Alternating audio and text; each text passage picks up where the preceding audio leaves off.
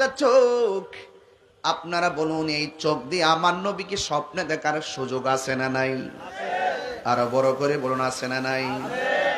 এই চোখ দিয়ে কোরআন তেলাওয়াতের সুযোগ আছে না নাই? এই চোখ তো এমন চোখ, যেই চোখ দিয়া মায়ের চেহারার দিকে তাকালে মহব্বতের সাথে আমার আল্লাহ হজের সওয়াব আপনার আমল নামায় দিয়ে দে। চোখ অনেক দামি। এই চোখ যার হেফাজত থাকবে তাদের ব্যাপারে আল্লাহ আরো কি বলছে শুনবেন। এরপর আল্লাহ বলছেন ইয়াগুদ্দু মিন আবসারিহিম, তোমাদের চোখকে অবনত রাখো, চোখকে নিয়ন্ত্রণ রাখো, চোখকে নিয়ন্ত্রণ করে রাখো। এরপরে বলছেন ওয়াইহফাজু ফুরুজাহুম, তোমাদের লজ্জাস্থানকে হেফাজত করো। আমার নবী আপনার নবী বলেন উম্মত,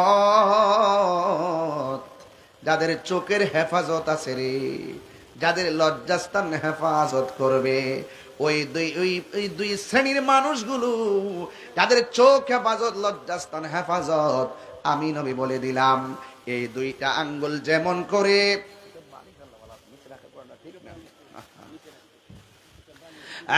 বন্ধুগণ, অনুরোধ করে বলি, আমার নবী আপনার নবী রহমাতুল আলামিন এমন ভাবে আঙ্গুলগুলো করলেন, যারা চোখ হেফাজত রাখে, যারা লজ্জাস্থানকে হেফাজত করে, দুইটা আঙ্গুল যেমন করে পাশাপাশি দেখতেছ, এই মানুষগুলো জান্নাতের ভিতরে আমি নবীর পাশাপাশি অবস্থান করবে। আল্লাহু আকবার বলেন না কেন? হ্যাঁ, অনেক।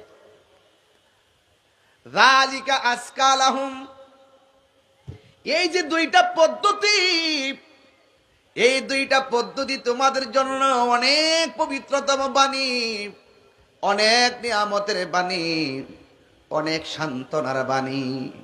এই জন্য আজকে থেকে যুবকদেরকে বলবো, তোমাদের চোখ দুইটাকে হেফাজত করো। একবার যদি রাস্তা দিয়ে কাহারো সঙ্গে দৃষ্টি চলে যায়, সাথে সাথে চোখটাকে নিচে নামায় ফেলো।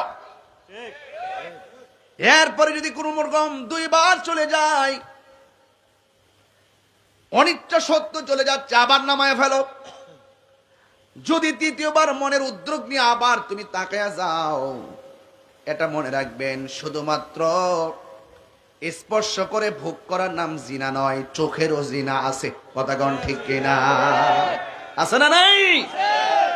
আছে। এই জন্য আল্লাহ রাব্বুল আলামিন বলছেন, পুরুষদেরকে বলছেন খবরদার, তোমরা হইলে নারীদের পরিচালক,